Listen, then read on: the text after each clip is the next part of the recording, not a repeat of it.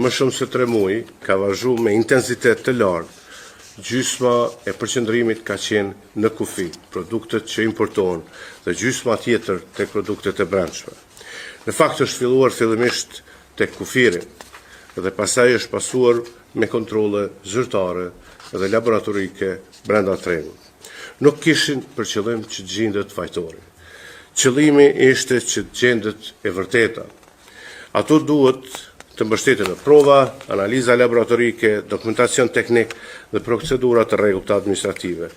Për këtë arsye, kontrollet u zhvilluan në mënyrë të koordinuar dhe dokumentuar edhe përfshinin kontrolle të plota gjithandej. Dua ta theksoj edhe një parim themelor, në një shtet demokratik, raportet e kontrollit zyrtare nuk janë qëllim në vete. Ato janë instrument për të mbrojtur interesin publik. Institucionet nuk mund të mjaftohen veç me evidentimin e shkeljeve, ato kanë detyrim të reagojnë në mënyrë proporcionale, të ligjshme dhe efektive. Për këtë arsye, raporti dhe konstatimet e Agjencisë Ushqimit dhe Veçanërisë fillimisht do të ndjekin procedurën siç e parashë ligji për drejtën administrative. Nga sot, unë poshtë do të nxjerr vendim sa i përket procedurës së zbatimit të ligjit në lidhje me rastet edhe raportin në fjalë. Ai çfarë ne kërkojmë, dhe është rëndësishme që të kuptoni. Fillimisht prodhimi i qumshtit dhe aktivitetet të qumshtit dhe qumshti i fermerëve tonë është qumsht që e teston AUV. Qumshti i fermerëve tonë është cilësi që ne e garantojmë përmes kontrolleve zyrtare. Qumshti i fermerëve tonë është qumshti më i miri. Por jo gjithmonë pas dorëzimit e ruan atë cilësi. Dhe kjo ka qenë arsyeja e kontrolleve zyrtare pikërisht tek përpunuesit edhe tek distributorët. Aty, siç evidentohet nga raporti, ka të tillë që kanë tradhtu besimin e fermerit dhe kanë tradhtu besimin e konsumatorit.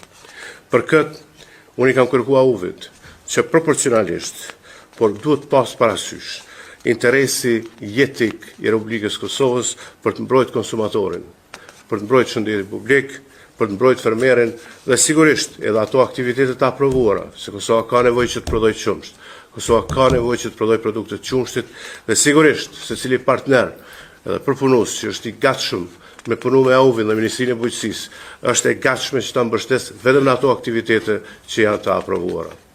Ata të cilët kanë lëshuar gabimet e tilla në emër të profitit, pa konsideruar ndjeshmërinë e raste të tilla, sigurisht do të parashihen dhe do të përballen me masa korrigjuese. Ato do i komunikoj fillimisht AUV individualisht dhe pastaj ne do të krijojmë një matricë të përposhmërisë.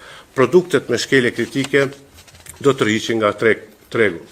Aktivitetet e paligjshme dhe të pa aprovuara duhet suspendohen, ashtu si kërkon ligji. Dhe gjitha aktivitetet tjera duhet verifikohen në monitorim të rreth AUV-it që të sigurohet që Republika e Kosovës, sektori i qumshtit, i përmbush kushtet bazë siç e parashikojnë rregullorët dhe ligji për ushqim. Unë dëshiroj po ashtu para jush të prezantoj një raport mbi rrjedhën, prezantim mbi rrjedhën se çfarë ka qenë te këto kontrolle zyrtare, për të paralajmëruar po ashtu që në kontrollet të tilla zyrtare do të vazhdojnë në gjithë sektorët. Qëllimi kryesor është ende nuk dëshirojmë të gjejmë fajtorë, dëshirojmë që konsumatori i Kosovës të di çka po hanë e çka po pinë, edhe prodhuesit e vlefshëm dhe të vyeshëm të Republikës Kosovës duhet të përshtaten me rregullat e aplikueshme. Nëse ka rregulla të cilat janë të ashpra, ne mund t'i revidojmë, por duhet ketë një konsenzus shoqëror. Nëse ka rregulla tjera që duhet vendosen, po ashtu duhet ketë një konsenzus shoqëror. Por rregullat derisa nuk ndryshohen, ato do të zbatohen ashtu siç janë dhe për këtë është i mandatuar AUV. Fillimisht, lejoni t'ju them se çështja që kemi ndjekur ne është